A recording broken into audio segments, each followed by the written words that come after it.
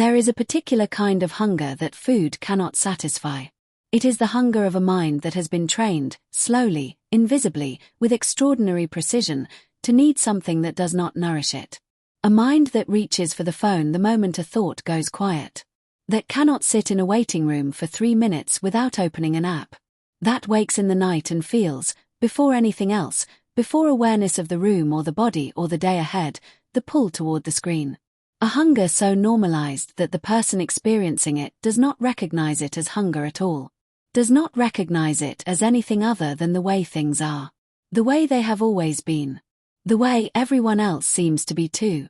This is the story of a boy who recognized it. And what it cost him to stop feeding it. And what he found on the other side of the stopping.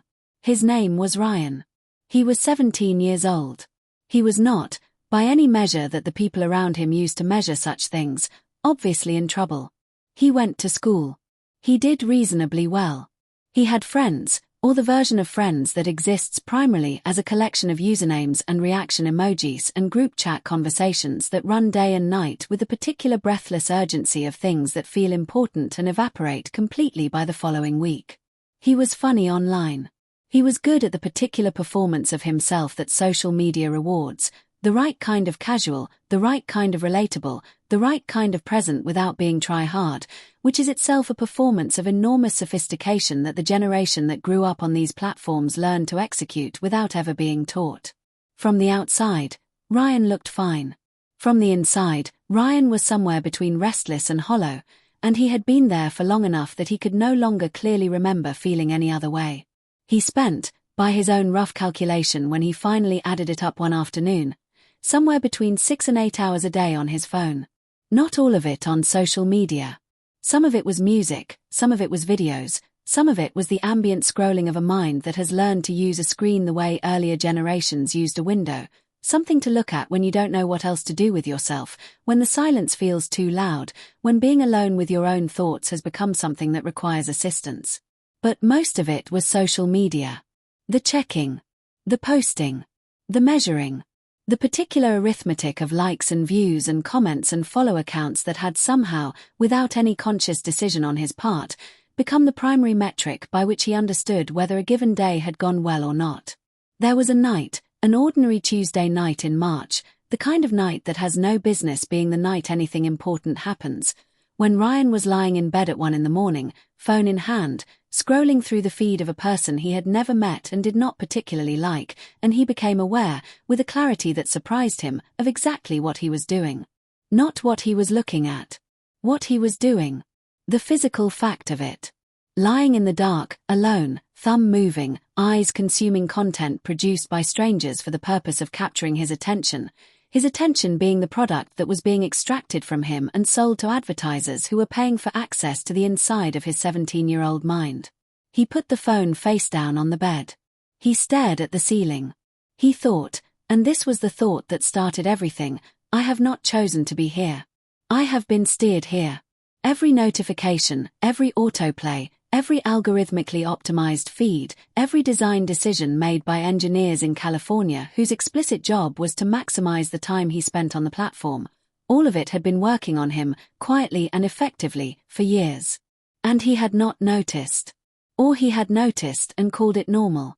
Or he had noticed and not had a word for what he was noticing. But tonight, for whatever reason, the particular quality of the Tuesday, the particular tiredness, the particular sharpness of that one moment of self-awareness, he saw it clearly. And what he saw looked nothing like freedom. He did not delete the apps that night. He was not impulsive. He lay there for a long time thinking about it, which was itself unusual. He could not remember the last time he had lain in the dark with no screen and just thought. The silence felt strange. The absence of stimulation felt strange. His own mind, unassisted, felt strange and slightly too large for the space he had given it in recent years. But he stayed in it. And by the time he fell asleep he had made, quietly and without announcement, a decision. He would stop. Not reduce. Not set screen time limits that he would override within 3 days. Not take a break over the weekend. Stop. Delete the apps. Give it 30 days. See what happened. The first 3 days were bad. This is the part that gets left out of most stories about quitting social media, because the stories that circulate on social media itself, the irony of which is not lost, tend to skip from the decision to the enlightened outcome. They skip the in-between, because the in-between is not aesthetically pleasing and does not perform well as content. But the in-between is the whole thing. And Ryan's in-between was uncomfortable in a way that shocked him, because he had not expected quitting something he was not even sure he enjoyed to feel like withdrawal. His hands reached for the phone constantly. Not because he wanted to check anything specific. Because the gesture had become automatic, a muscle memory so deeply encoded that it happened before the conscious mind could intercept it. He would unlock the phone and stare at the screen for a moment before remembering that the apps were gone, and then he would put it down, and 30 seconds later he would pick it up again. He felt irritable. He felt restless in a way that had no specific object. He felt, and this was the word he used when he described it later, itchy. Like something needed scratching, but he could not locate where the itch was, only that it was there, constant and demanding and completely unsatisfied by anything he offered it. He could not concentrate. He sat at his desk to do homework and his attention skittered sideways every 4 minutes, looking for something that wasn't there. He sat with his family at dinner and felt a strange dislocation, as if he was slightly out of sync with the room, as if the speed of real life was wrong somehow, too slow, too linear, too committed to one conversation happening at one pace when he was used to a dozen streams running simultaneously. He went to sleep without the phone and could not initially sleep at all, because his brain had been receiving stimulation until the last moment before unconsciousness for so long that the absence of it felt like a technical problem rather than a natural state. By day 4, something began to shift. It was not dramatic. It was not the sudden clarity that transformational stories promise. It was smaller and more honest than that. It was simply that the itching became slightly less constant. That there were moments, brief, tentative, easily broken, when his mind settled into something that resembled stillness. When he sat in the garden after school and heard the birds and did not immediately feel the need to do anything about it. When a thought arrived and he followed it, all the way through to its conclusion, without being pulled sideways. When he read 3 pages of a book he had been unable to finish for months and realized he had been actually in the pages rather than scanning them for the fastest route to the next stimulation. He started writing in a notebook. Not because he had decided to become the kind of person who wrote in notebooks. He had a fully formed, mildly contemptuous opinion of that particular identity, developed through years of watching people perform wellness online. He started writing because there were thoughts that needed somewhere to go, and the social media outlet that had previously absorbed them was no longer there. He wrote badly and honestly.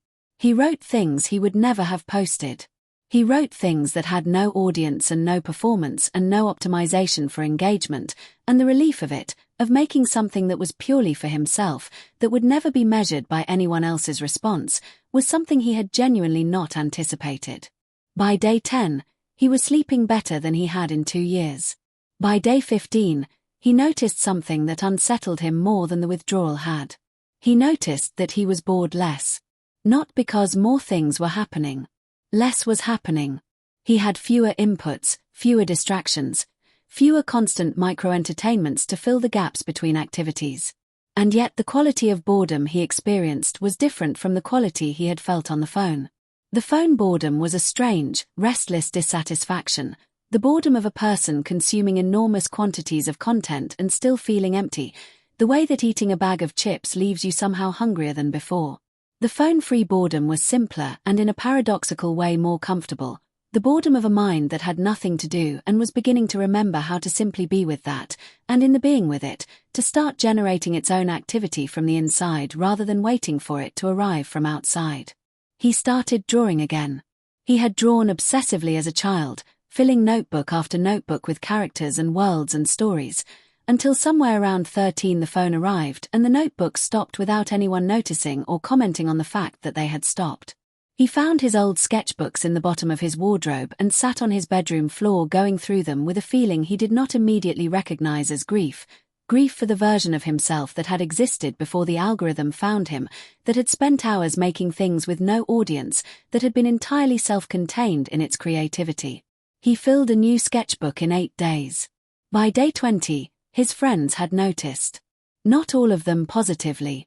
The group chat still ran without him, and occasionally someone would tag him in something and find the tag unanswered and move on, and he felt the particular social anxiety of being out of the loop, the low hum of the fear that the world was happening without him and he was missing it. This fear, FOMO, in the abbreviation that has become so embedded in common speech that people forget it stands for something, fear of missing out, is one of social media's most effective retention tools, and it runs deep even in people who know perfectly well that what they are missing out on is mostly the illusion of events rather than the events themselves. Ryan felt it. He did not pretend he didn't. But he noticed that when he sat with the feeling rather than immediately feeding it, when he let himself feel the anxiety of disconnection without reaching for the phone, it would peak and then it would pass. Not disappear. Pass. And the next time it came it was fractionally smaller. And the time after that, smaller again. 2 of his friends came to him in person. Actual in person, in the lunch hall, a conversation that had a location and a duration and faces, which felt oddly formal and oddly precious at the same time. They said they had noticed he seemed different. He asked what they meant by different. They said he seemed more, and they struggled to find the word, the way people always struggle to name the things they want most until they see them, present. He was more present. He was actually here when he was here. He laughed at things at the pace they actually happened, not at a slight delay while his attention returned from somewhere else. He asked questions and waited for the answers instead of half listening while monitoring other input streams. He had not realized the degree to which he had been absent until someone told him he was beginning to arrive. On day 30, he sat at his desk and thought about whether to reinstall the apps. He had promised himself 30 days and the 30 days were done and the decision was his. He sat with it for a long time. And what he found, when he really looked at the question without the urgency and without the justifications that his addicted brain had produced so fluently in the early days, was that he did not miss the platforms. He missed certain specific things, the funny videos a particular friend always sent, the updates from a cousin who lived in another country, the sense of being in the shared river of cultural conversation. But he did not miss the addiction. He did not miss the checking. He did not miss the arithmetic of likes. He did not miss the hollow performance of himself, the carefully calibrated version of Ryan that existed online and that bore enough resemblance to the real one to be convincing but was not the same thing at all. He reinstalled one app. Not all of them. One. With rules he set himself: no first thing in the morning, no last thing at night, no during meals, no more than 30 minutes and the 30 minutes to be chosen consciously rather than fallen into. He was not naive enough to believe the rules would always hold. He was not idealistic enough to imagine he had solved something permanently. He was simply, for the first time in several years, on the right side of the relationship. Not the product. The user. This is where most stories about digital discipline end. With the victory.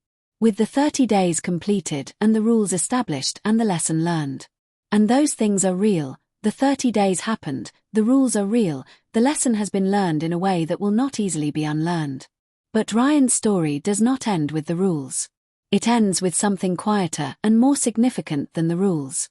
It ends with him sitting on the same garden step where he used to scroll in the same evening light that used to be just the background to his screen, and watching the light move across the fence as the sun went down. Not photographing it. Not posting it. Not even thinking in terms of whether it was postable. Just watching it. Just here. Just the light and the fence and the evening and himself, present in it, nowhere else to be, no other input required. The hunger was still there. It would probably always be there in some form. The platforms had worked on him for years and years do not undo themselves in 30 days. But it was not running him anymore. He could feel it and choose how to respond to it. He could notice the reach for the phone and decide whether the reach was something he wanted to honor or something he wanted to redirect.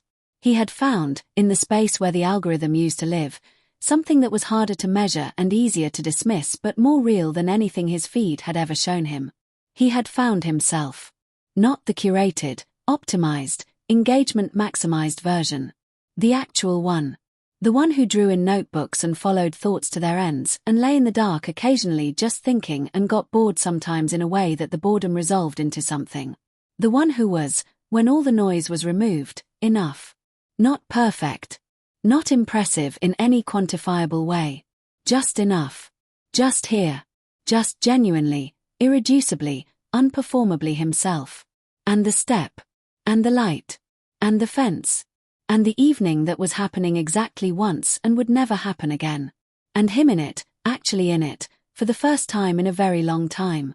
That was the whole thing. It was more than it sounds. It was everything.